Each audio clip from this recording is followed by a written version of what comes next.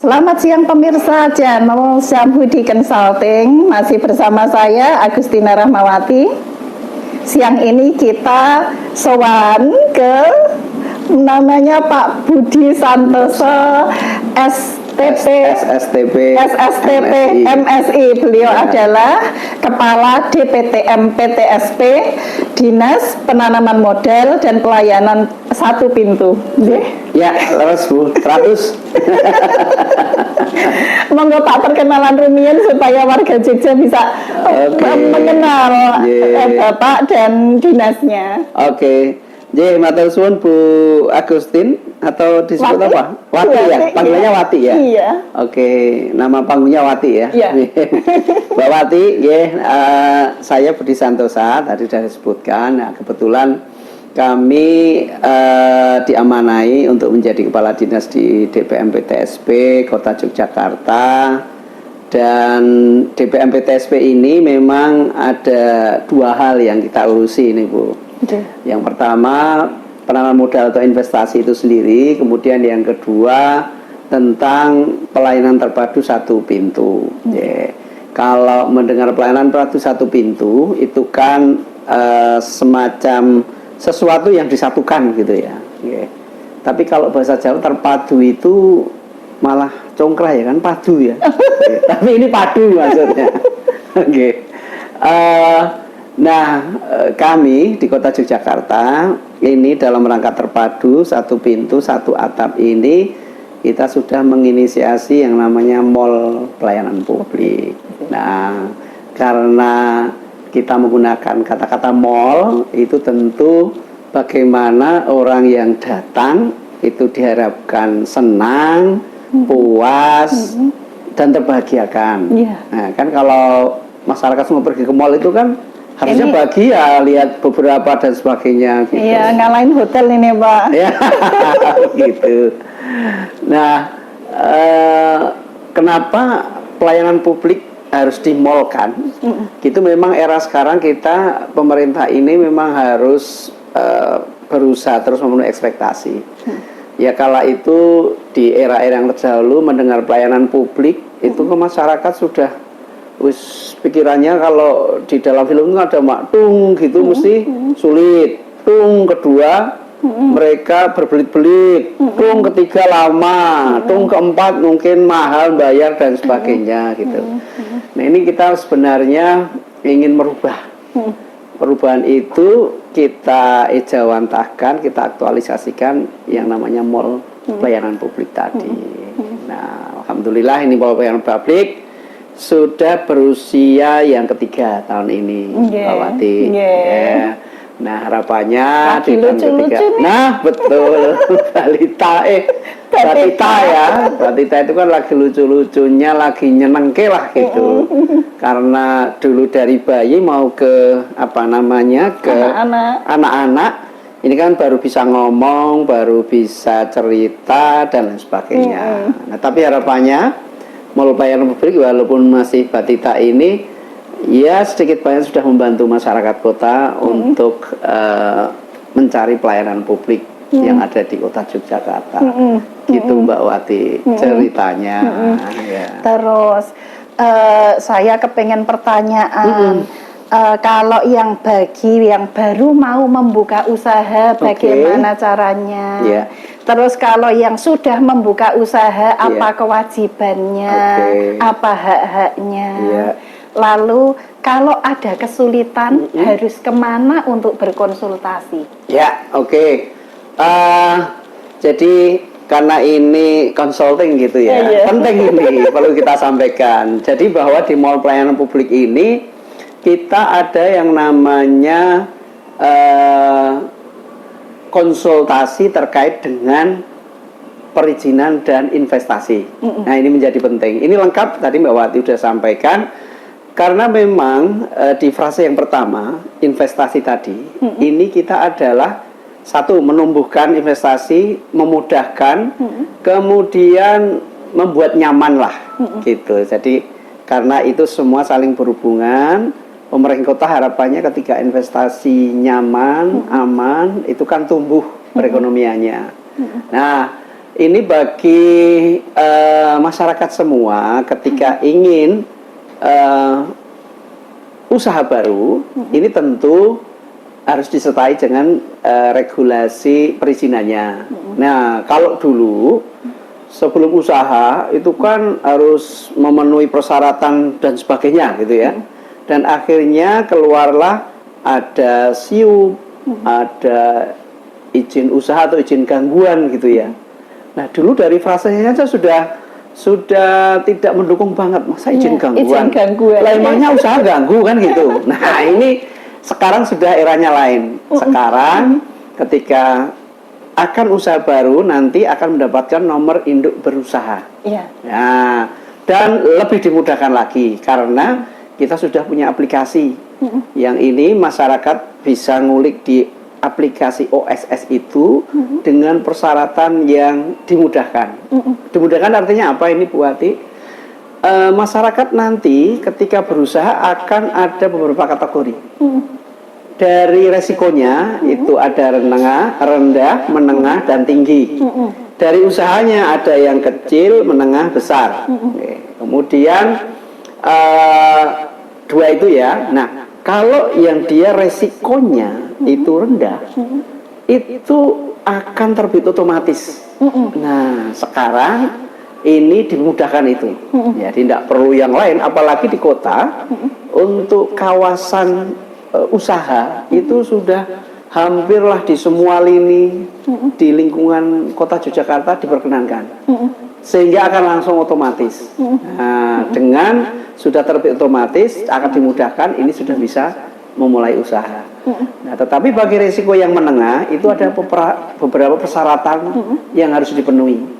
Jadi NIB itu muncul sudah, nanti tinggal para pengusaha ini bagi yang menengah dan tinggi ini memenuhi persyaratan itu.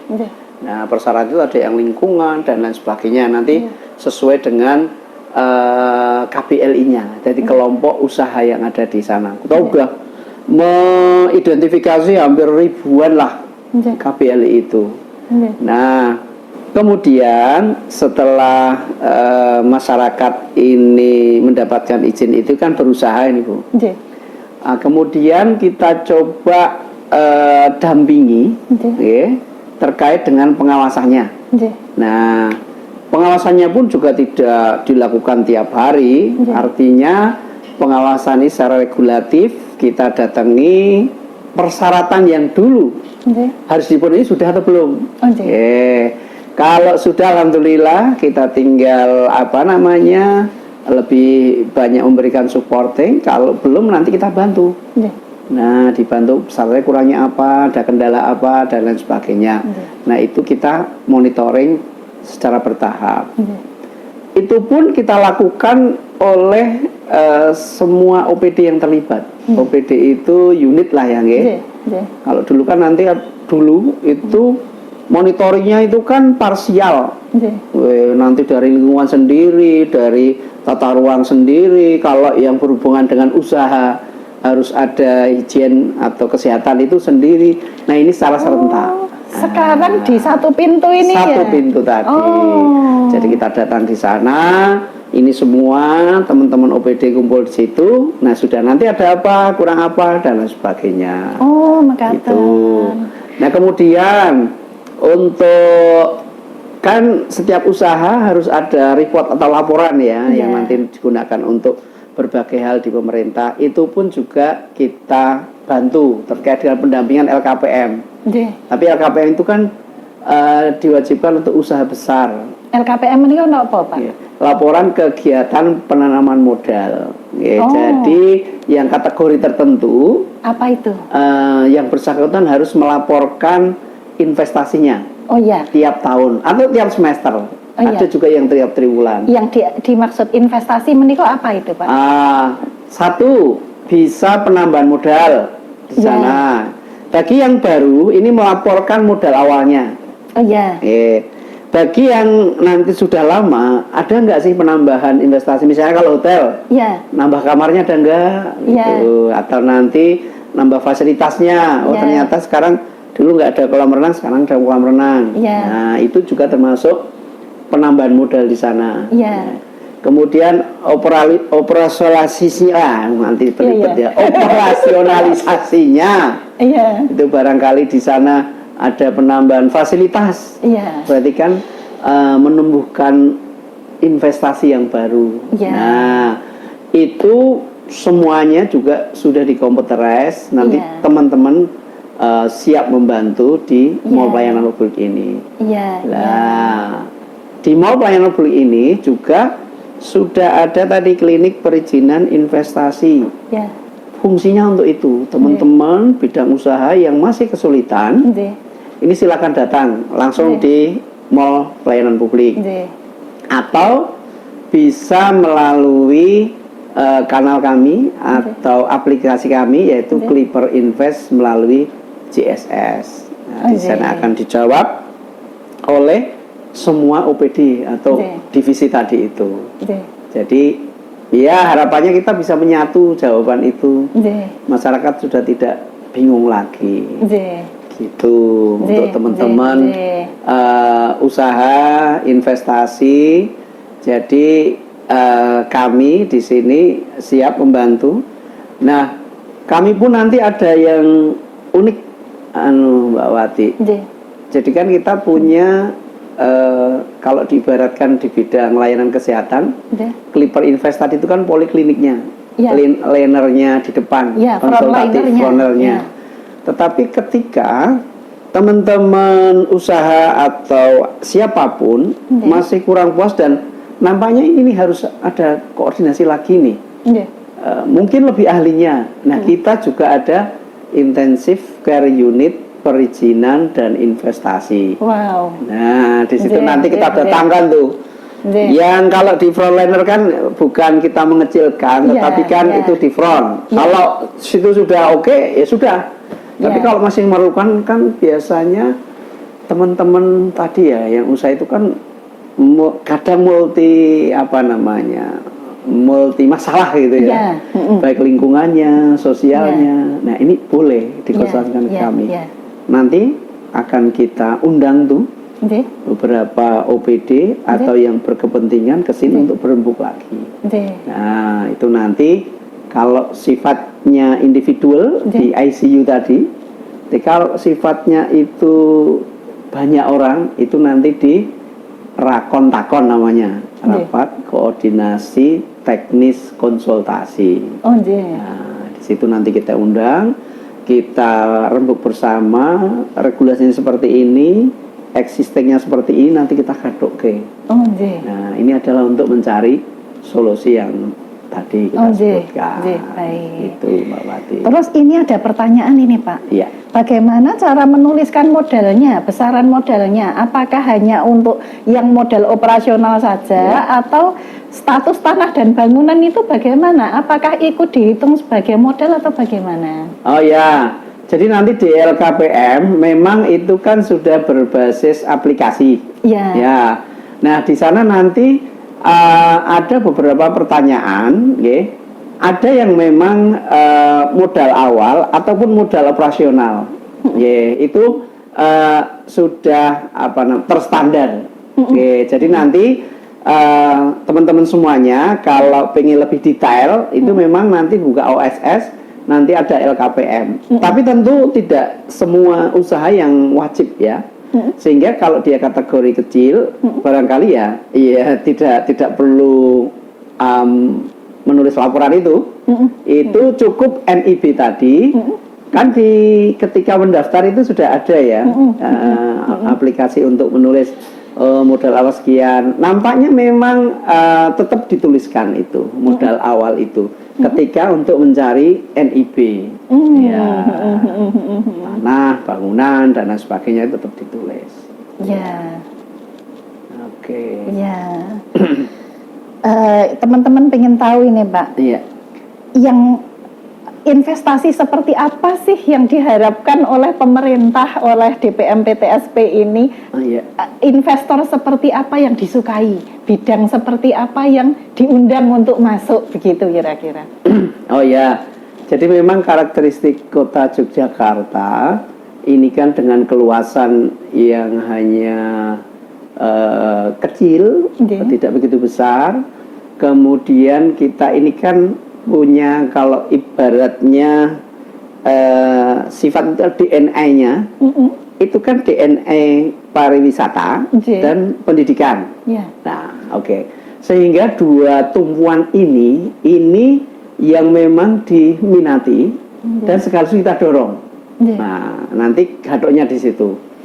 Kenapa diminati? Memang kita tidak mungkin lagi mencari investor atau investor itu datang ke sini dengan padat modal yang dengan tanah yang begitu luas, kemudian manufacturing yang begitu hebat itu, memang kita keterbatasan terhadap area. Nah, sehingga ya akhirnya kita mencoba lebih banyak gitu ya, dan itu juga diminati untuk menunjang tadi yang dua itu, pariwisata, pendidikan. Nah, pariwisata, kalau di ilmu pariwisata gitu ya, pasti sudah ada cabang-cabangnya nih, ada 8 atau 9 itu ya, terkait dengan itu. Tentu kita mendorong ke sana, karena pariwisata ini cukup signifikan. Walaupun mohon maaf, ketika investor di bidang pariwisata itu kadang-kadang lebih banyak memang investor dengan skala kecil, ada yang resiko rendah, sehingga kalaupun nanti dihitung dari nilai investasi yang dilaporkan di LKPM tadi, sebenarnya nggak masuk. Tetapi ini sudah menjadi real ekonomi bergerak, kemudian masyarakat terimbas. Nah, jadi kita memang arahnya mendorong untuk bagaimana amuniti pariwisata ini sudah tercukupi. Nah, salah satu contohnya adalah ya di bidang akomodasi. Nah, alhamdulillahnya kemarin ini Mbak Wati, kami sudah mendata, ini data sementara ya, kami terus berjalan. Kita itu ada 1080 jenis akomodasi hotel, di kota Yogyakarta yang 32,8 km persegi.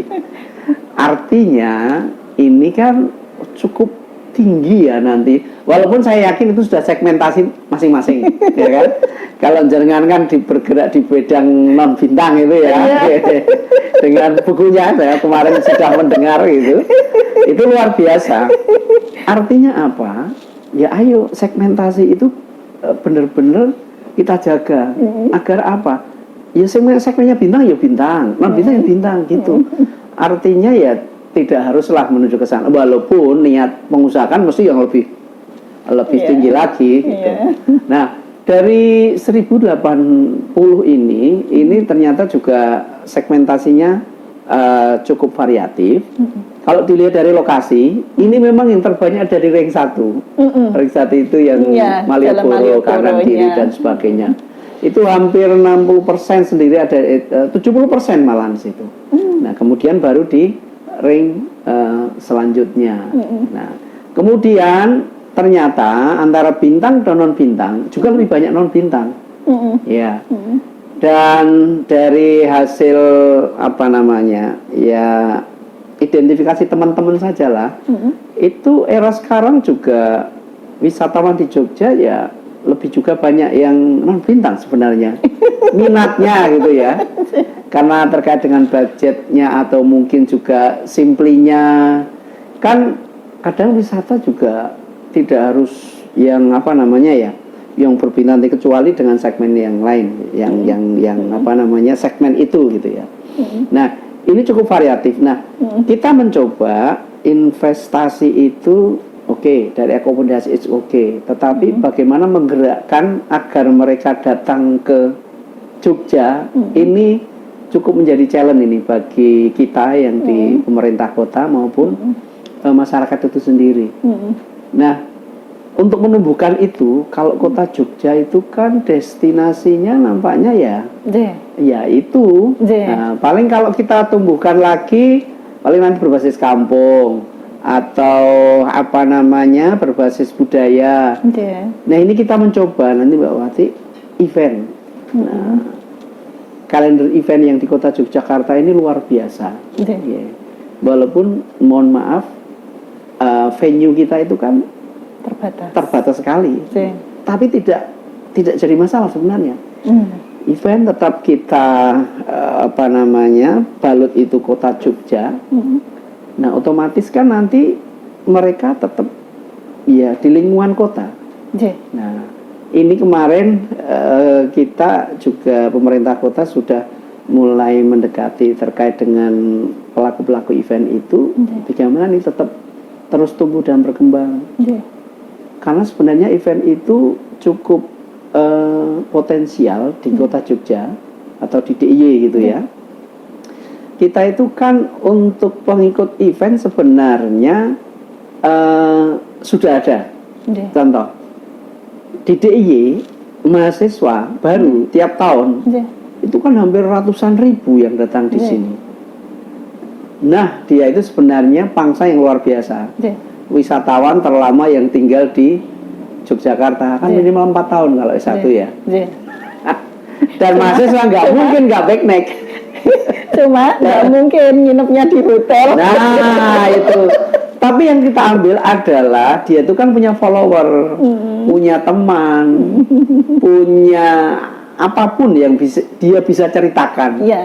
Nah itulah nanti yang kita coba rangkai, ibarat puzzle-puzzle gitu kita rangkai agar satu pariwisata is okay, kemudian tinggal di sini pakai akomodasi apapun bintang non bintang atau apapun bentuknya ini bisa. Dan termasuk nanti kan yang namanya wisatawan tidak hanya melulu melihat juga, bisa belanja, bisa menikmati dan sebagainya. Walaupun Mbak Wati sekarang ada fenomena ya, yang wisatawan pokoknya cuman keliling gitu satu hari nggak nginep ya kan? Tapi nggak apa-apa ya, moga silakan ke Jogja satu saat kalau tidak nginep itu rugi loh ya buat dia. Pak, ini pertanyaan nakal ini Pak. Begitu banyaknya yang tadi Bapak cerita muter di Jogja, cari udara sore di Malioboro, dia menebar sampah di situ, tetapi tidak ngelarisi hotel. Nah itu Jogja kan punya permasalahan sampah ini Pak. Dari pantauan DPM PTSP, apakah sudah ada investor-investor terkait pengelolaan sampah yang tertarik untuk berinvestasi membuat sarana pengolahan sampah? Apakah investasi di bidang itu masih terbuka? Terus kalau ingin berinvestasi di bidang itu mesti kemana? Oke. Jadi tadi betul investasi bisa jadi dari masalah ya. Sekarang baru masalah. Jadi memang kota Jogja ini sangat terbuka sekali, khususnya nanti dibimbing oleh Dinas Lingkungan Hidup untuk bagaimana investor itu bisa mengolah sampah. Nah, selama ini karena dan harus, per hari ini kita juga sudah ada beberapa titik tentang pengolahan sampah. Ini juga menginformasikan ke masyarakat ya agar jangan terlalu khawatir dan takut. Jadi pemerintah kota ini sudah mengantisipasi. Kita ada 7 titik pengolahan sampah yang nantinya bisa mereduksi sampah itu sendiri. Tapi sekali lagi masih sangat potensial kalau investor itu bisa bergerak di bidang persampahan. Cukup kemarin saya lihat cukup potensial.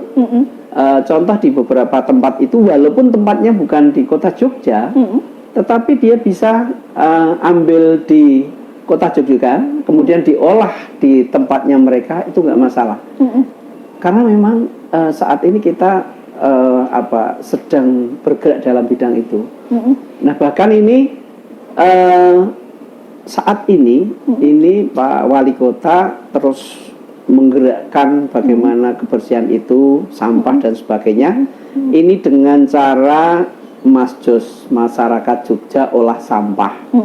Karena sampah itu tidak boleh berdiri sendiri, harus melibatkan semuanya. Satu langkah kita, masyarakat harus sudah mengolah. Nah termasuk yang di Satyagraha kan ngolah sendiri ya. Ini harapannya masyarakat ketika menyampah itu sudah dipilah dari rumah. Ada yang sampah sisa makanan atau sampah organik, ada yang anorganik. Anorganik bisa di bank sampah, bisa di investor tadi itu gitu. Nah, yang organik ini juga bisa masuk investor loh. Karena kan sisa makanan. Bisa untuk ternak, bisa untuk maggot, bisa untuk apapun. Nah, ini sebenarnya potensial untuk ke sana, untuk sampah ini. Nah, apalagi monggo ini bagi masyarakat atau dunia usaha yang ingin berinvestasi tentang sampah ini sangat potensial sekali. Karena kita hampir 300 ton ya, 300 ton tiap hari yang ada di kota Jogja ini. Jadi mungkin intinya Jogja welcome investor sampah gitu ya. Oh iya. Welcome investor pengolah sampah. Iya, begitu betul. Lajeng ini Pak, saya dengar Mall Pelayanan Publik mau ulang tahun ini. Oh iya. Monggo Bapak bisa promosi apa acara di ulang tahun MPP. Jadi bagi masyarakat semuanya, ini Mall Pelayanan Publik ini tanggal 6 besok anniversary ulang tahun yang ke-6. Nah, untuk itu kami mengadakan berbagai kegiatan. Yang pertama, besok tanggal 3 itu kita ada donor darah. Seperti Satyagraha yang rutin ya. Kami mengikutinya biar kita fastabiqul khairat untuk kebaikan gitu. Kemudian itu umum. Jadi silakan nanti yang menonton channel ini boleh tanggal 3 hari Jumat ya kalau nggak salah.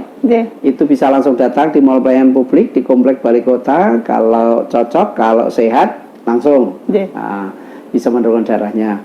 Kemudian yang menarik nih bagi masyarakat, kita juga ada lomba video pendek karena ndak nyampe 3 menit lah. Itu silakan bisa memvideokan kegiatan pelayanan di Mall Pelayanan Publik.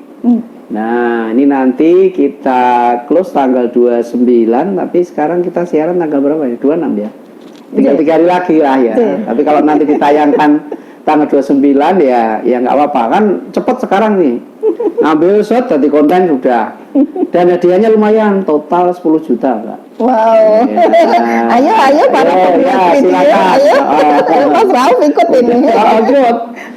Ya cuma di sekitar sini atau bisa jadi membuat semacam rangkaian seperti drama dan sebagainya, monggo silakan. Dan silakan nanti untuk kriteria itu bisa dilihat di Instagram kami di DPM-PTSP Kota Yogyakarta. Di situ ada persyaratannya.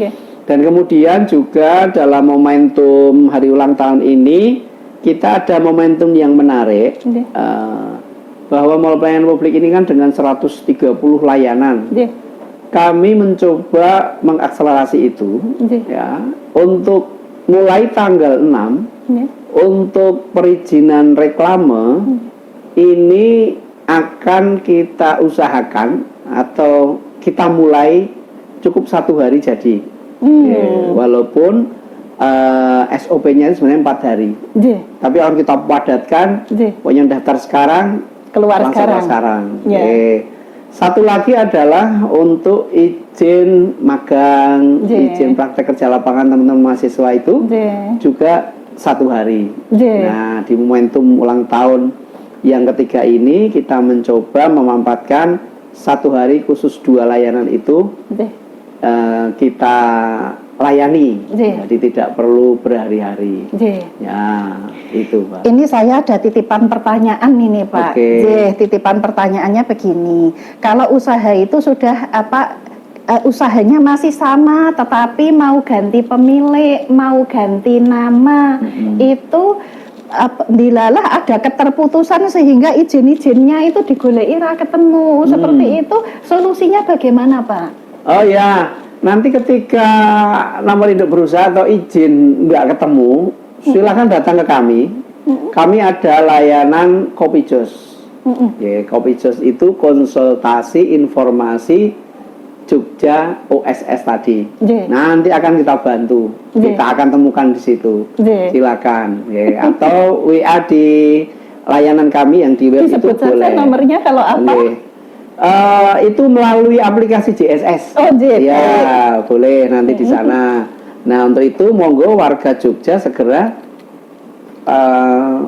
aplikasi JSS-nya dihidupkan agar Oke. bisa mendapatkan layanan-layanan itu. Baik.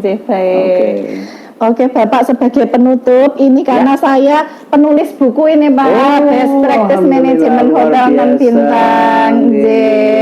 Ini buah tangan dari saya. Oh ya, untuk terima Bapak. kasih Mbak Wati, luar biasa ini Best Practice Management Hotel non bintang. Iya, ini keluh kesahnya hotel non bintang, gitu? Pak. Curhatnya Mbak Wati di sini? Curhatnya kita karena kedatangan investor-investor besar itu, gitu Bapak. ya. Ya, jadi kalau 10 tahun yang lalu itu kan rombongan gerutu barengan sama investasi YIA. Kan barengannya hotel banyak sekali itu. Oh, iya. Dan hotel-hotel bintang tapi jualannya jadi budget hotel. Itu kan bikin kita bersaingnya ketat sekali. Padahal kalau hotel non bintang terus jualannya bintang malah jadi tambahan juga ya. Oh, tapi luar biasa ini. Tapi sebenarnya kalau non bintang itu bisa menjadi kuat loh, karena orangnya banyak. Ada asosiasinya non bintang nggak? Asosiasinya sudah mati, Pak, tapi gitu. maunya dihidupkan lagi, tapi ya ora urip-urip, namanya GPY dulu, Gabungan Perhotelan Yogyakarta.